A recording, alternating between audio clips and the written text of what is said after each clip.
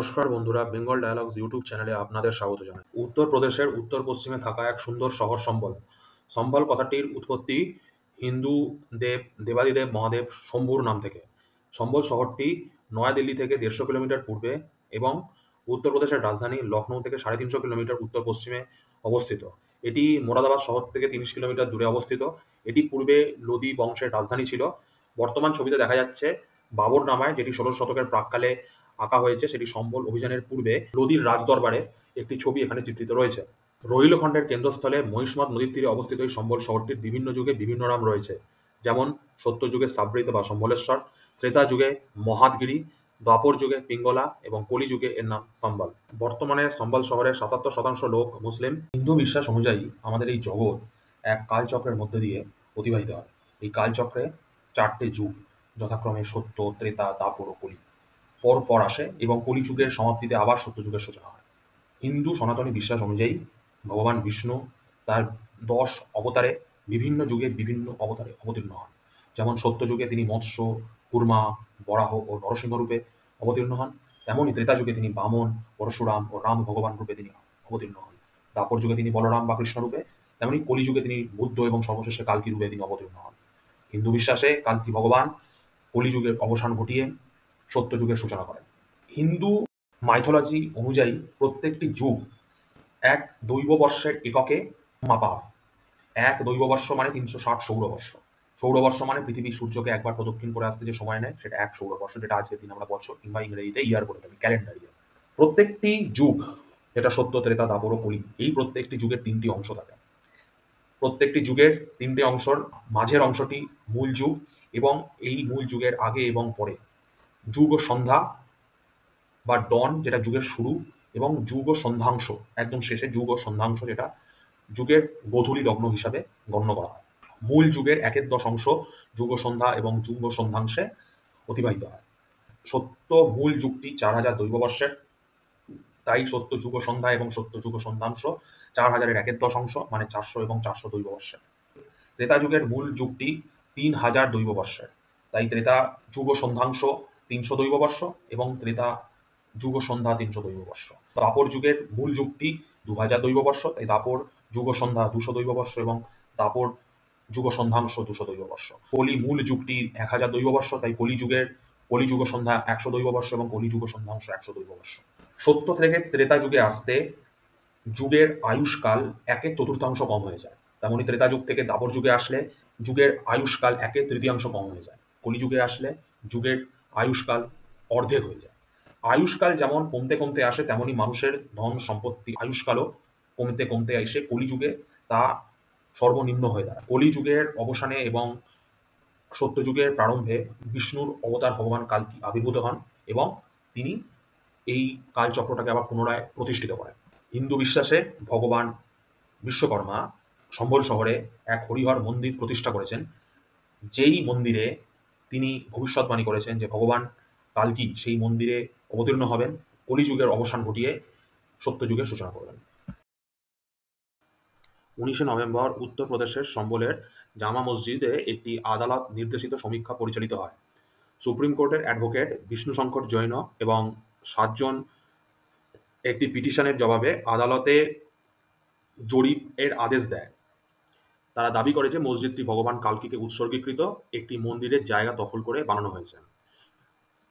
নয়ডার পার্থ যাদব সহ সুপ্রিম কোর্টের আইনজীবী এবং অ্যাডভোকেট বিষ্ণুশঙ্কর জৈন, বাবা হরিশঙ্কর জৈন আদালতে এই আবেদনটি দায়ের করেন।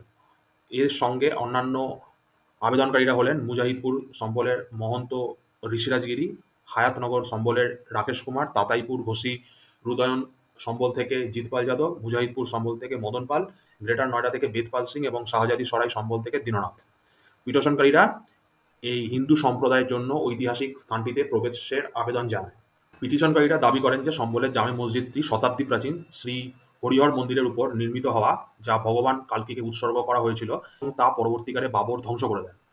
আবেদনকারীরা যোগ করেন যে সাইটটি আসলে হিন্দুদের জন্য উল্লেখযোগ্য ধর্মীয় গুরুত্ব রাখে এবং এটি মুঘল আমলে জোরপূর্বক এবং বেআইনিভাবে একটা মসজিদে রূপান্তরিত হয়। আর্কিওলজিক্যাল সার্ভে অফ ইন্ডিয়া দ্বারা জাতীয় গুরুত্বের একটি স্মৃতিস্তম্ভ হিসেবে তালিকাভুক্ত করা হোক। আর তারা দাবি করেন যে ভগবান বিষ্ণু এবং ভগবান শিবের ভক্ত হওয়ার কারণে ভক্তি এবং পূজার জন্য মন্দিরের প্রবেশে তাদের অধিকার রয়েছে। তারা দাবি করেন যে মসজিদের ব্যবস্থাপনা কমিটি তাদের এই অধিকার অস্বীকার করে এবং তারা আর্কিওলজিক্যাল সার্ভে অফ ইন্ডিয়া সাইটটিতে যাতে জনসাধারণের অ্যাক্সেস নিশ্চিত করতে পারে, তারা এটাও জানান যে আর্কিওলজিক্যাল সার্ভে অফ ইন্ডিয়া এই জায়গায় জনসাধারণের প্রবেশ নিশ্চিত করার জন্য এবং তাদের বিধিবদ্ধ দায়িত্ব পালনে তারা ব্যর্থও হয়েছে। আবেদনকারীরা জানান যে বর্তমান পরিস্থিতিতে তাদের ধর্ম পালনের সাংবিধানিক অধিকার লঙ্ঘন করে এবং এই স্থানে জনসাধারণের প্রবেশের অধিকারের পুনরুদ্ধার করার জন্য আদালত যাতে অবিলম্বে পদক্ষেপ নেন। পিটিশনে এটাও জানানো হয় যে মুঘল আক্রমণের সময় মন্দিরটি উল্লেখযোগ্যভাবে ধ্বংসের সম্মুখীন হয়।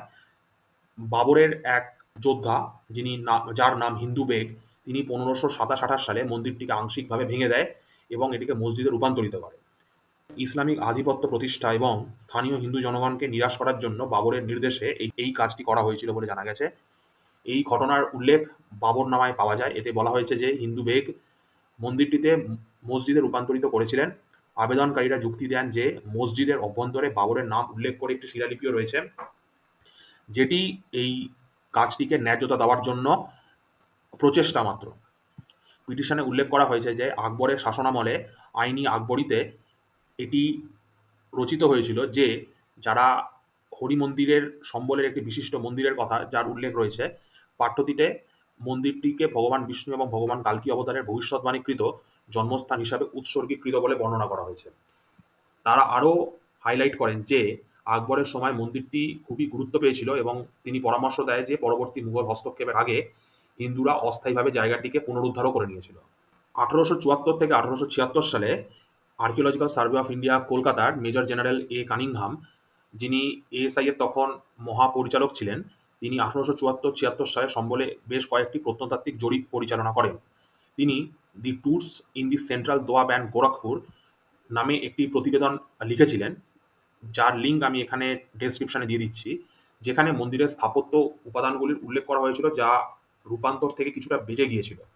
পিটিশনটাতে এই উল্লেখ করা হয় যে কানিংহাম মূল হিন্দু কাঠামো এবং পরবর্তী মুঘল পরিবর্তনগুলোর মধ্যে একটা স্বতন্ত্র পার্থক্য উল্লেখ করেছেন, যার মধ্যে ছোট ইট এবং কাদা মর্টার ব্যবহার অন্তর্ভুক্ত ছিল।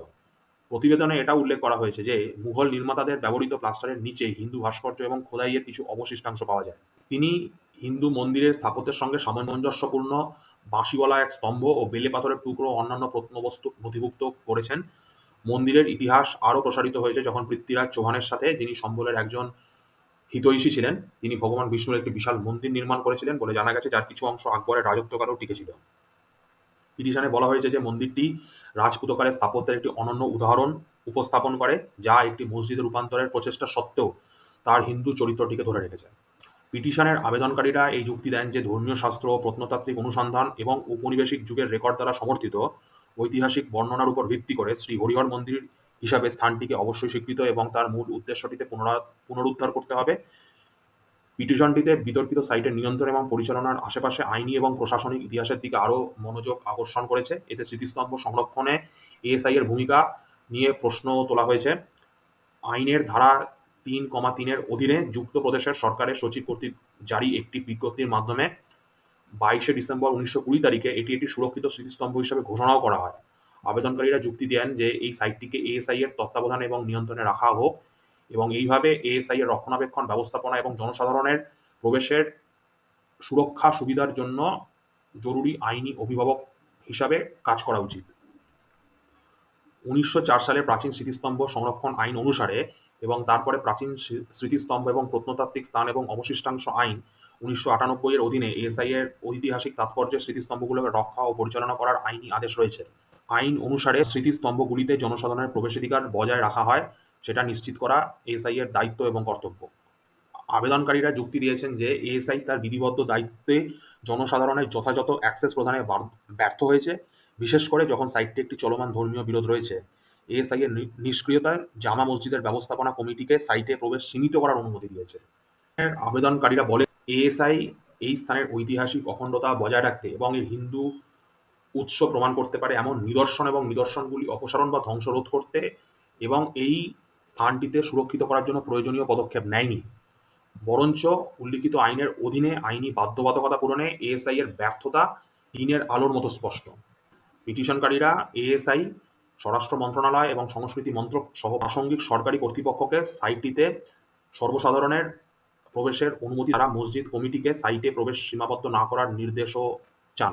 24শে নভেম্বর মুঘল যুগের সম্বলপুরের জামে মসজিদে আর্কিওলজিক্যাল সার্ভে অফ ইন্ডিয়া থেকে একটি পরীক্ষা চলাকালীন পাথর নিক্ষেপ এবং জনসংঘর্ষের ঘটনা ঘটে, যার ফলে 4 ব্যক্তি নিহত হয় এবং কর্মকর্তা এবং স্থানীয়রা সহ বেশ কয়েকজন আহত হয়। এখনো পর্যন্ত 25 জন পুরুষ এবং 2 মহিলা সহ সর্বমোট 27 জন ব্যক্তিকে গ্রেপ্তার করা হয়েছে এবং তাদের সহিংসতার বিষয়ে 7টি এফআইআর নথিভুক্ত করা হয়েছে।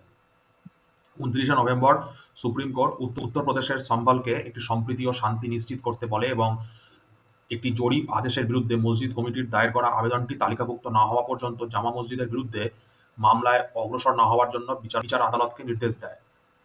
ভারতের প্রধান বিচারপতি সঞ্জীব খান্না এবং বিচারপতি সঞ্জয় কুমারের একটি বেঞ্চ নির্দেশ দিয়েছে যে মসজিদের জরিপ পরিচালনাকারী অ্যাডভোকেট কমিশনারের প্রতিবেদনটি একটি সিল করা কভারে এই মুহূর্তে রাখা হবে এবং এর মধ্যে এটিকে খোলা হবে না। আজকের ভিডিও এখানেই শেষ করছি। ভালো থাকুন, ভালো রাখুন, সত্যের পথে নির্ভীক হয়ে চলুন। সত্যমেব জয়তে। বন্দে মাতরম। জয় হিন্দ। ভারত মাতা।